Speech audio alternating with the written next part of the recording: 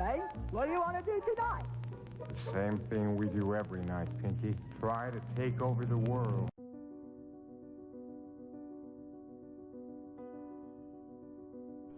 Physical science is responsible for the marvelous age of invention in which we're now living. But spiritual science is now setting out on a career whose possibilities that no one can foretell. Spiritual science has previously been the football of the uneducated, the superstitious, the mystical. But men are now interested in definite methods and demonstrated facts only.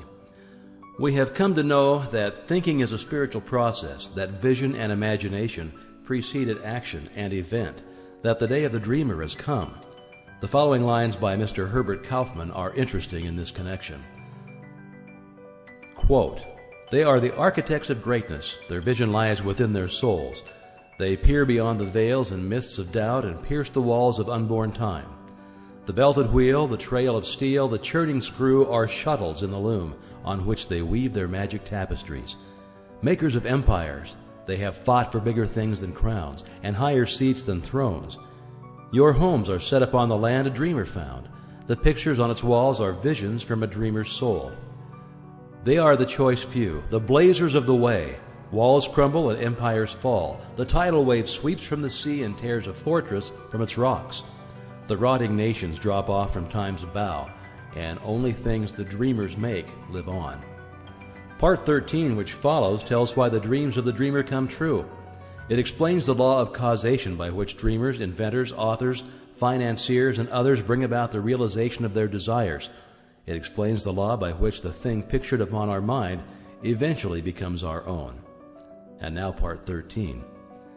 It has been the tendency, and as might be proved, a necessity for science to seek the explanation of everyday facts by a generalization of those others which are less frequent and form the exception.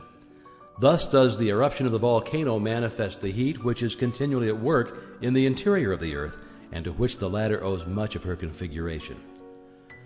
Thus does the lightning reveal a subtle power, constantly busy to produce changes in the inorganic world. And as dead languages now seldom heard were once ruling among the nations, so does a giant tooth in Siberia or a fossil in the depth of the earth not only bear record of the evolution of past ages, but thereby explains to us the origin of the hills and valleys which we inhabit today. In this way, a generalization of facts which are rare, strange, or form the exception has been the magnetic needle guiding to all the discoveries of inductive science. This method is founded upon reason and experience, and thereby destroyed superstition, precedent, and conventionality.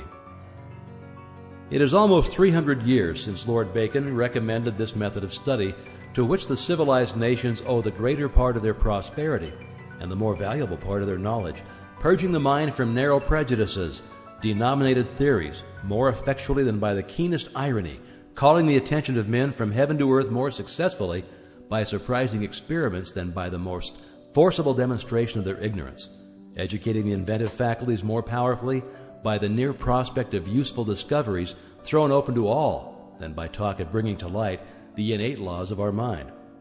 The method of Bacon has seized the spiritual and aim of the great philosophers of Greece and carried them into effect by the new means of observation which another age offered, thus gradually revealing a wondrous field of knowledge in the infinite space of astronomy, in the microscopic egg of embryology, and the dim age of geology disclosing an order of the pulse which the logic of Aristotle could never have unveiled, and analyzing into formerly unknown elements the material combinations which no dialectic of the scholastics could ever force apart.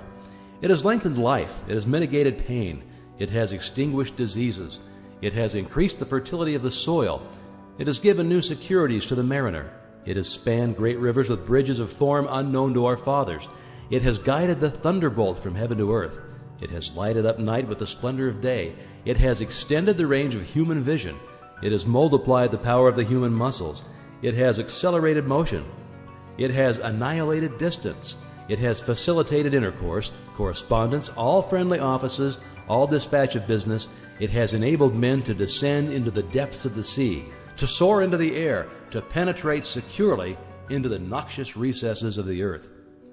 This then is the true nature and scope of induction, but the greater the success which men have achieved in the inductive science, the more does the whole tenor of their teachings and example impress us with the necessity of observing carefully, patiently, accurately, and with all the instruments and resources at our command the individual facts before venturing upon a statement of general laws. To ascertain the bearing of the spark drawn from the electric machine under every variety of circumstance, that we may thus be emboldened with Franklin to address, in the form of a kite, the question to the cloud about the nature of lightning, to assure ourselves of the manner in which bodies fall with the exactness of a Galileo, that with Newton we may dare to ask the moon about the force that fastens it to the earth. In short, by the value we set upon truth, by our hope in a steady and universal progress, not to permit a tyrannical prejudice to neglect or mutilate unwelcome facts, but to rear the superstructure of science upon the broad and unchangeable basis of full attention paid to the most isolated as well as the most frequent phenomena. An ever-increasing material may be collected by observation, but the accumulated facts are of very different value for the explanation of nature, and as we esteem most highly those useful qualities of men which are of the rarest occurrence, so does natural philosophy sift the facts and attach a preeminent importance to that striking class which cannot be accounted for by the usual and daily observation of life. If then we find that certain persons seem to possess unusual power, what are we to conclude? Well, first we may say it's not so, which is simply an acknowledgment of our lack of information, because every honest investigator admits that there are many strange and previously unaccountable phenomena constantly taking place. Those, however, who become acquainted with the creative power of thought will no longer consider them unaccountable. Second, we may say that they are the result of supernatural interference, but a scientific understanding of natural laws will convince us that there is nothing supernatural. Every phenomenon is the result of an accurate, definite cause, and the cause is an immutable law or principle which operates with invariable precision, whether the law is put into operation consciously or unconsciously. Third, we may say that we're on forbidden ground, that there are some things which we just should not know. Well, this objection was used against every advance in human knowledge. Every individual who ever advanced a new idea, whether a Columbus, a Darwin, a Galileo, a Fulton, or an Emerson, was subjected to ridicule or persecution, so that this objection should receive no serious consideration. But on the contrary, we should carefully consider every fact which is brought to our attention. By doing this, we will more readily ascertain the law upon which it is based. It will be found that the creative power of thought will explain every possible condition or experience, whether physical, mental, or spiritual. Thought will bring about conditions in correspondence with the predominant mental attitude. Therefore, if we fear disaster, as fear is a powerful form of thought, disaster will be the certain result of our thinking. It is this form of thought which frequently sweeps away the result of many years of toil and effort. If we think of some form of material wealth, we may secure it. By concentrated thought, the required conditions will be brought about, and the proper effort put forth, which will result in bringing about the circumstances necessary to realize our desires. But we often find that when we secure the things we thought we wanted, they don't have the effect we expected. That is, the satisfaction is only temporary, or possibly is the reverse of exactly what we expected. What then is the proper method of procedure? What are we to think in order to secure what we really desire? What you and I desire, what we all desire, what everyone is seeking, is happiness and harmony. If we can truly be happy, we shall have everything the world can give. If we're happy ourselves, we can make others happy. But we cannot be happy unless we have health, strength, congenial friends, pleasant environment, sufficient supply, not only to take care of our necessities, but to provide for those comforts and luxuries to which we are entitled. The old orthodox way of thinking was to be a worm, to be satisfied with our portion, whatever it is. But the modern idea is to know that we are entitled to the best of everything, that the Father and I are one, and that the Father is the universal mind, the Creator, the original substance from which all things proceed. Now, admitting that His is all true in theory, and it has been taught for 2,000 years, and is the essence of every system of philosophy or religion, how are we to make it practical in our lives? How are we to get the actual tangible results here and now? In the first place, we must put our knowledge into practice. Nothing can be accomplished in any other way. The athlete may read books and lessons on physical training all of his life, But unless he begins to give out strength by actual work, he will never receive any strength. He will eventually get exactly what he gives, but he will have to give it first. It's exactly the same with us. We will get exactly what we give, but we shall have to give it first. It will then return to us manyfold, and the giving is simply a mental process, because thoughts are causes and conditions are effects. Therefore, in giving thoughts of courage, inspiration, health, or help of any kind, we're setting causes in motion which will bring about their effect. Thought is a spiritual activity and is therefore creative. But make no mistake, thought will create nothing unless it is consciously, systematically, and constructively directed. And herein is the difference between idle thinking, which is simply a dissipation of effort, and constructive thinking, which means practically unlimited achievement. We've found that everything we get comes to us by the law of attraction.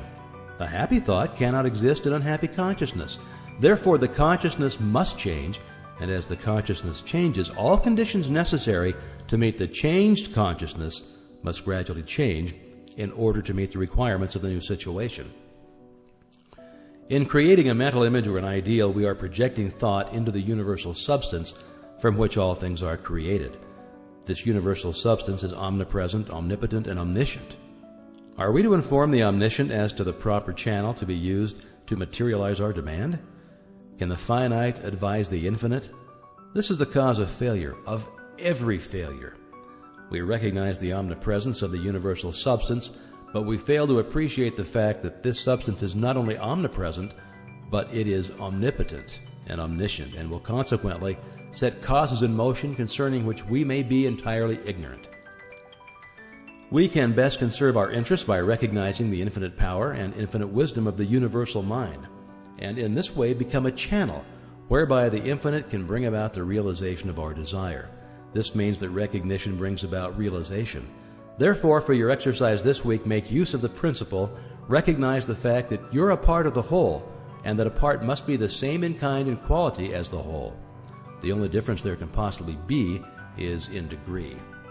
When this tremendous fact begins to permeate your consciousness, when you really come into a realization of the fact that you, not your body, but the ego, the I, the spirit which thinks, is an integral part of the great whole, that it is the same in substance, in quality, and kind, that the Creator could create nothing different from Himself, you'll also be able to say, the Father and I are one.